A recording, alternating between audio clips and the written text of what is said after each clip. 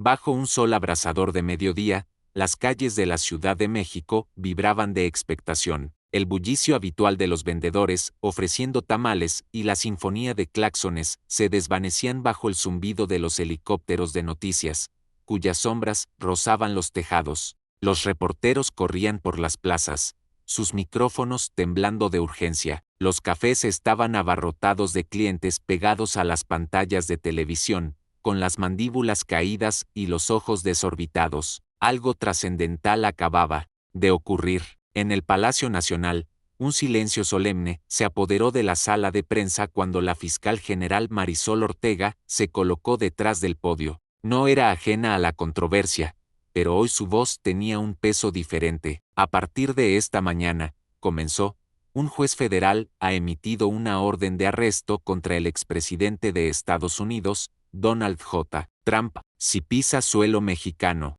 será detenido sin demora y procesado con todo el rigor de nuestras leyes. El aire se escapó de la sala. Jadeos, murmullos, disparos de cámaras, todo estalló a la vez. Ortega continuó, imperturbable. Esto no es un truco político, no es una represalia, es la ley. Nuestra soberanía no será tratada como un patio de recreo para la impunidad. Las acusaciones eran incendiarias. Trump, según revelaron los investigadores, estaba en el centro de una red extensa de corrupción, tráfico de influencias y abuso ambiental ligado a territorio mexicano. Durante 18 meses, la Fiscalía General de la República había seguido el dinero, las empresas fantasma, las comunicaciones encriptadas. La investigación detallaba la participación de Trump en adquisiciones ilícitas de tierras en Baja California, la coacción de funcionarios locales en Chiapas y el lavado de millones a través de empresas fachada disfrazadas de firmas de infraestructura energética. Una prueba sorprendió a la nación. Un audio filtrado de Trump en una llamada privada con un gobernador mexicano, diciendo, haz esto por mí y construiremos tu futuro. Crúzame, y tus hijos comerán sobras de una. Durante décadas, ese audio, transmitido en televisión nacional, encendió una chispa en todo el país. El fallo de 236 páginas de la jueza Mariana Ordóñez no escatimó en palabras. Acusaba a Trump de llevar a cabo una campaña parasitaria de colonialismo corporativo y detallaba cómo sus empresas desplazaron a comunidades indígenas, canalizaron ilegalmente armas a milicias privadas y manipularon elecciones rurales para asegurar acuerdos de tierras ventajosos. Para muchos en México, no fue solo un golpe legal, fue una vindicación. La reacción fue inmediata. La Casa Blanca, sorprendida, emitió una declaración cautelosa. El presidente Elias Reed,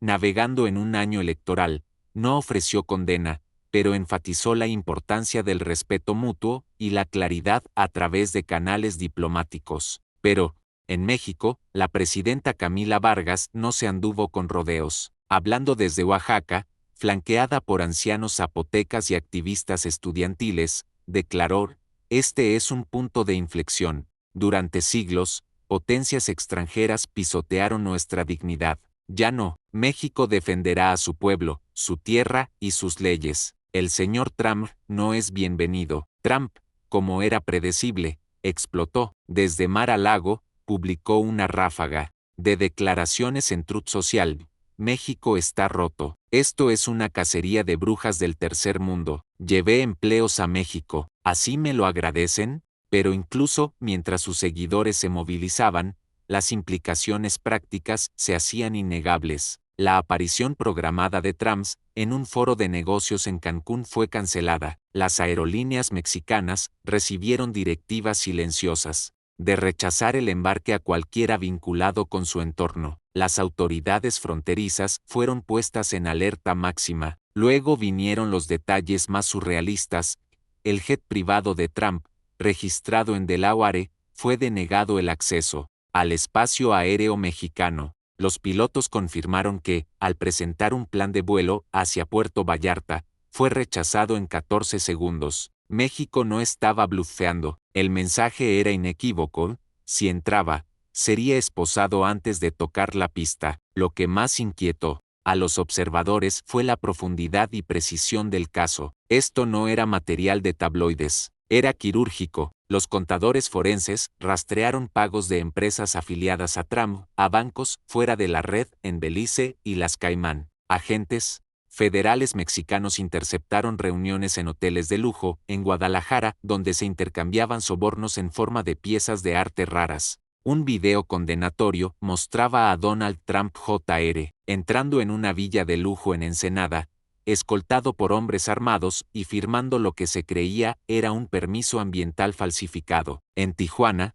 los equipos de construcción que trabajaban para un desarrollo respaldado por Trump fueron encontrados arrasando humedales protegidos, con su maquinaria custodiada por policías locales presuntamente sobornados por intermediarios vinculados a Trump. Un comandante de policía local se convirtió en denunciante y testificó que su comisaría recibía sobres llenos de dólares, instrucciones y banderas estadounidenses. La prensa estadounidense estalló. En Fox News, los presentadores gritaban sobre guerra legal contra un expresidente. En MSNBC, los analistas legales examinaban las pruebas con fascinación sombría. Las encuestas en ambos países revelaron un cambio extraño: el apoyo mexicano a la presidenta Vargas se disparó de la noche a la mañana, mientras que en los votantes republicanos se dividieron marcadamente. Algunos respaldaron a Trump, otros, especialmente los moderados y los votantes más jóvenes,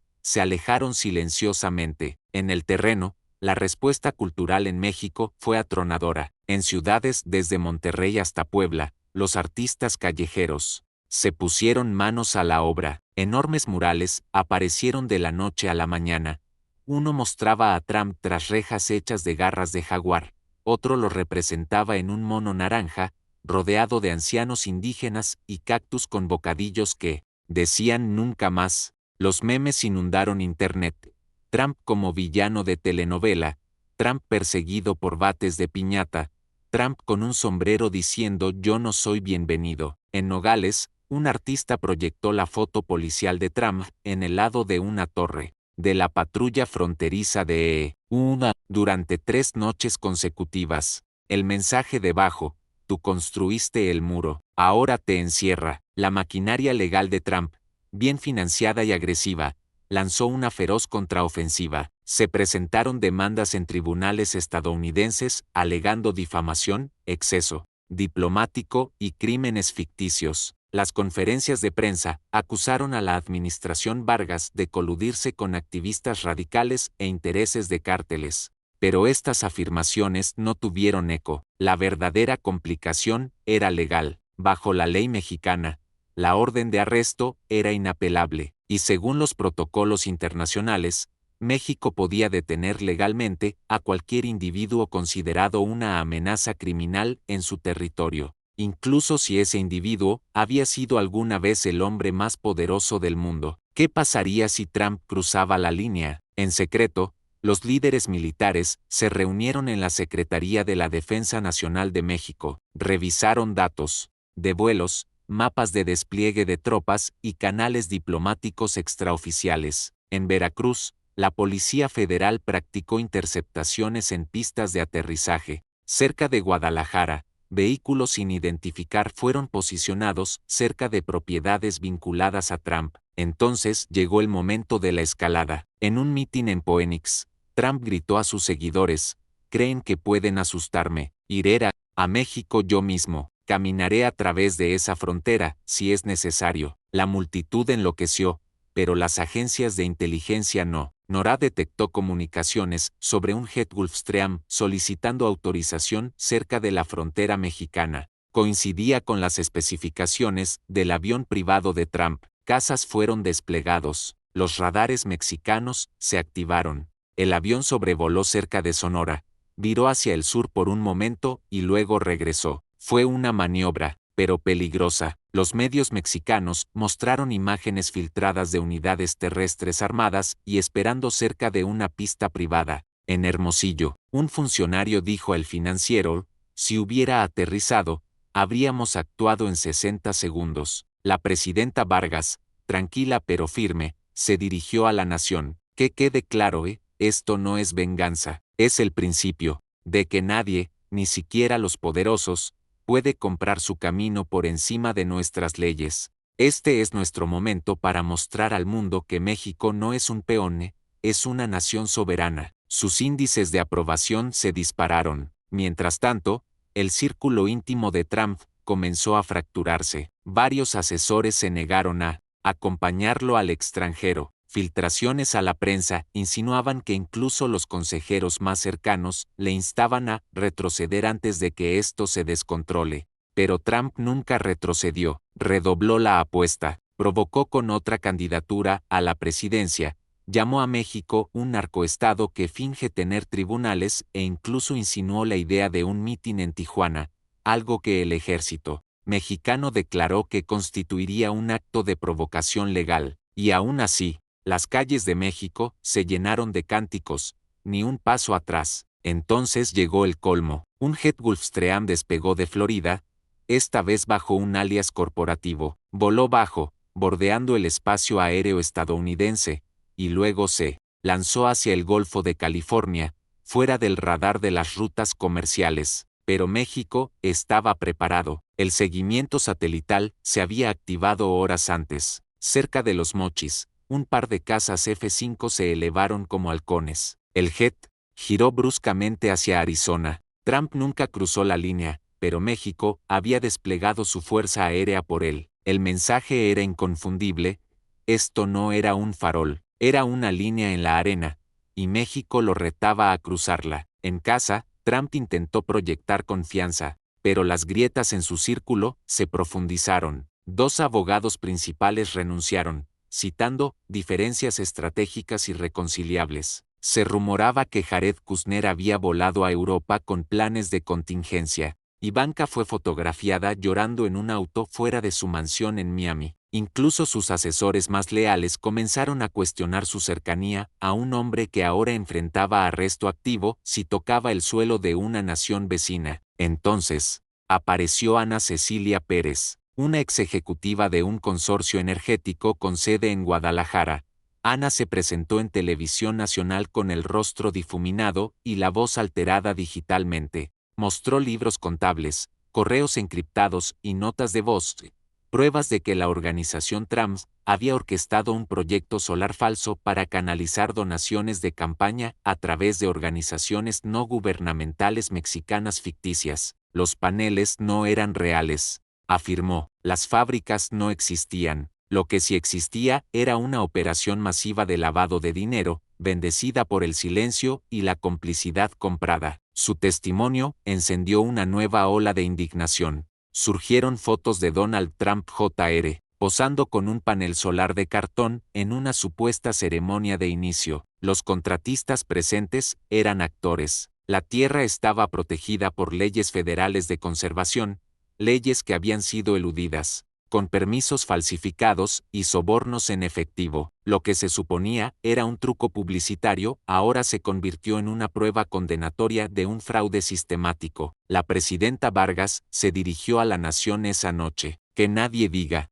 que fuimos apresurados o vengativos. Investigamos, documentamos, le dimos al mundo un espejo. Si ves vergüenza en ese reflejo, no es nuestra carga. Las repercusiones fueron inmediatas. México emitió una segunda orden de arresto, esta vez por delitos financieros y violaciones ambientales. Mientras tanto, el apoyo internacional creció. La Unión Europea elogió la integridad institucional sólida de México. El primer ministro de Canadá lo llamó una clase magistral de dignidad nacional. Incluso miembros de las Naciones Unidas comenzaron a discutir el precedente que México estaba estableciendo, una nación soberana enfrentándose a la coerción económica sin disparar un solo tiro. Al mismo tiempo, algo sin precedentes se desarrolló. En México, en Oaxaca, Chiapas y Sonora, comunidades indígenas se unieron en solidaridad, marcharon, cantaron y quemaron réplicas de escrituras utilizadas en las apropiaciones de tierras vinculadas a Trump.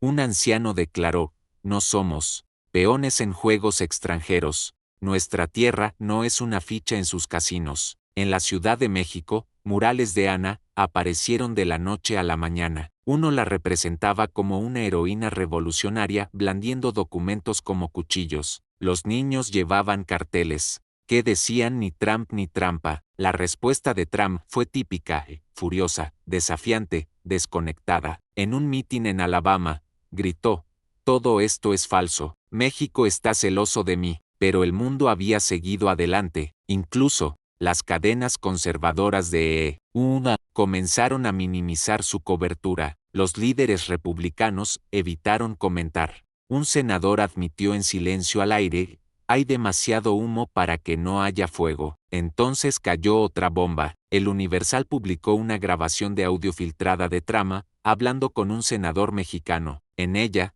Trump ofrecía favores políticos, futuras inversiones estadounidenses e incluso un puesto en un fondo de desarrollo internacional, si el senador ayudaba a frenar la investigación. "Mata esto ahora", dijo. "Hay un futuro para ti en Washington". El senador respondió tras una pausa: "¿Todavía crees que esto se trata de ti?". Esa grabación destruyó la poca negación plausible que le quedaba a Trump. En Estados Unidos, estallaron protestas, no de apoyo, sino de desilusión. Antiguos seguidores acérrimos comenzaron a admitir que habían sido engañados. Los índices de aprobación de Trump cayeron por debajo del 30%. Los medios que alguna vez alabaron su acumen empresarial ahora publicaban reportajes sobre sus negocios en el extranjero. Un ex colaborador dijo: "No se trata solo de México, esto tenía que alcanzarlo tarde o temprano". En Mar-a-Lago, el ambiente se oscureció.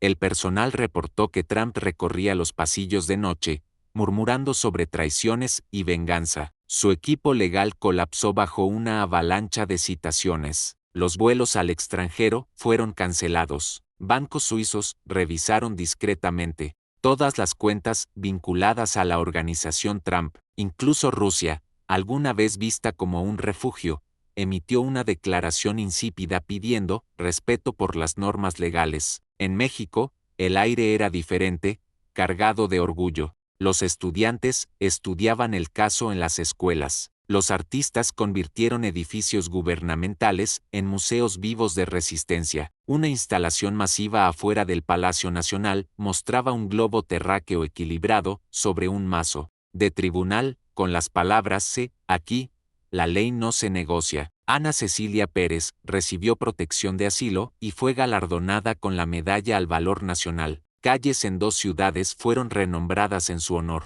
La presidenta Vargas la llamó una brújula para las futuras generaciones. Centros de pensamiento en todo el mundo comenzaron a analizar la estrategia legal detrás de las órdenes de arresto. Profesores de Harvard y Oxford lo calificaron como un nuevo capítulo en la rendición de cuentas transfronteriza. Estudiantes de Derecho escribieron tesis al respecto. Países pequeños tomaron nota. ¿Podrían ellos también hacer responsables a los gigantes? México había respondido esa pregunta. Luego vino una sesión en La Haya. Aunque la Corte Penal Internacional no presentó cargos formales, organizó un panel de discusión sin precedentes titulado Soberanía, Justicia y la Doctrina Trump. Fue simbólico, pero su mensaje era claro: el orden global estaba evolucionando. El poder ya no protegía la impunidad. Las instituciones ya no temían contraatacar. De vuelta en Trump enfrentaba un peligro legal creciente. Nueva York reabrió su caso de delitos financieros. Washington citó registros telefónicos. Bancos internacionales congelaron transacciones. Incluso su imperio inmobiliario, alguna vez intocable, vio desaparecer a los compradores. Los inversionistas se retiraron. Una propiedad en Panamá eliminó su nombre de la noche a la mañana. Permaneció como prisionero de sus propias fronteras. Incluso su campaña se convirtió en una cáscara vacía. Las donaciones se agotaron. Los eventos se desvanecieron. Los asesores desertaron. Sus mítines, alguna vez electrizantes, ahora eran salas medio vacías llenas de resentimiento y eslóganes antiguos. No podía ir a Europa, no podía arriesgarse a ir a México. Incluso Canadá emitió un comunicado diciendo que estaba bajo observación. Y así terminó, no con esposas, sino con algo peor: un exilio sin barrotes. Su reputación en ruinas, Puertas cerradas en todo el mundo, murales se burlaban de él en Brasil, editoriales lo denunciaban en Japón, manifestantes en Nigeria sostenían carteles que decían: el mundo dice no a la corrupción, incluso si tu nombre es Trump. En la quietud de Mar-a-Lago, Trump veía cómo el mundo giraba. Sin él, alguna vez construyó muros, ahora lo encerraban. La justicia había llegado, no con venganza, no con guerra, sino con una determinación inquebrantable.